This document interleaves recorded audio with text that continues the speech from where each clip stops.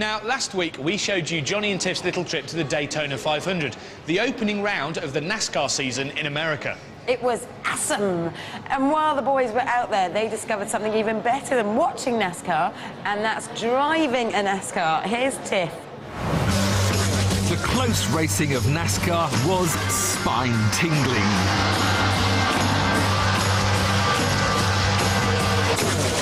43 V8s touching 190 miles an hour just feet away from spectators.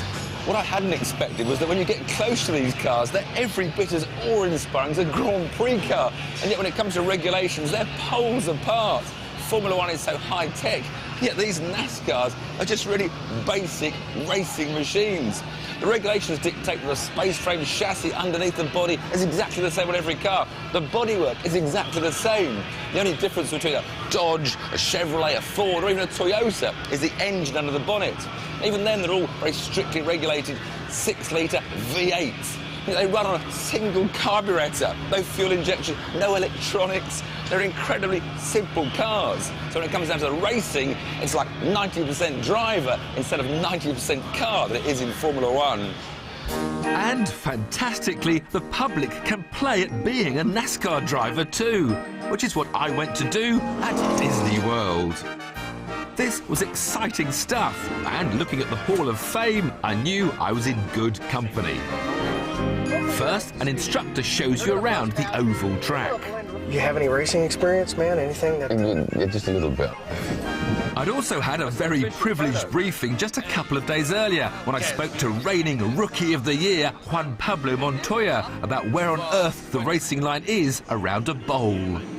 You run the bottom, you can run wide open, and you run the top and you're half gas and you just hanging on, and you hit the bumps on the rear slides, and here comes the wall, and you get out of the gas too much, they're gonna hit you from behind, and you know, you're busy out there. This made me a little nervous, compounded by the fact that the cars used by paying punters are exactly the same spec as race cars, with the same 6-litre V8s. Before strapping in, there was one small piece of showbiz to be conducted that the Americans seem to do so well. Good morning, everybody, and welcome to beautiful, sunny Orlando, Florida, here at the Walt Disney World Speedway. We have thousands of race fans in attendance. Fans, let me hear, make some noise! All right, fans, we have a star-studded lineup for you here today. Going out in the 68 Safety Clean Ford Taurus. Let's give a big round of applause for Tiff Needell! Yay! Needell. 200 pounds buys you 10 laps, but you can't expect to blast around the track at warp speed. This is an experience that anyone off the street with a driving licence can do. So I was under strict instructions to follow my pace car at a distance of 3 car lengths at all times. It's amazing, it takes you much quicker than you think. Straight away we're up to about 4,000 RPM, and these cars have got 600 horsepower when you get up into the sort of 6.5 RPM level. And it's just so different to anything you've ever experienced.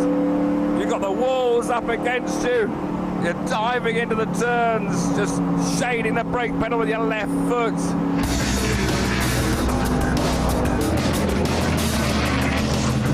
What it'd be like at full speed, chasing around here in a pack of 43 cars.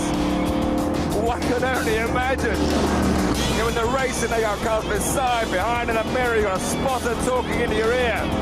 And I'll tell you what, the stamina, the concentration these guys must have to sit in here for these long 2 or 3 hour races. It's quite amazing.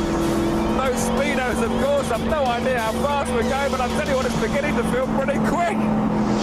Oh, what a NASCAR racer! Slowly, faster and faster. Now the steering's beginning to become more active. I'm feeling the front tires biting and then beginning to get to the edge of their limits, the middle of the corners. Away, I haven't got the back twitching yet, and I probably hope I never will. You can feel now the bit of stagger on the steering, so when you go down the straights, you're actually steering right to hold it from going left. When you come to the corners, you just relax the grip on the steering and it turns itself in. 6,000 RPM down the back straight. This thing only goes to 7,000, so I don't know how fast or how near the limit we are.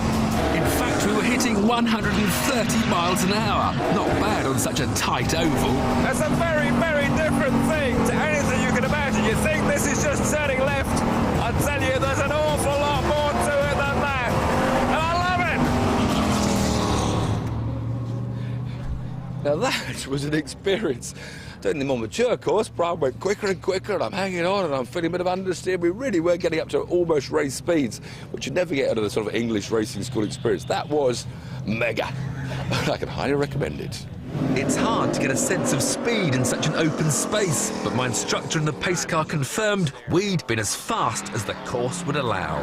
It was great. There was no problems whatsoever. I mean, he did a great job. 131 you can see is your top speed there, so that's the absolute fastest I'm allowed to take. You know, so I get to keep my job. And you can catch more NASCAR action because every round of the 2008 championship will be screened on 5 and 5 US on Mondays. Right, enough Americana.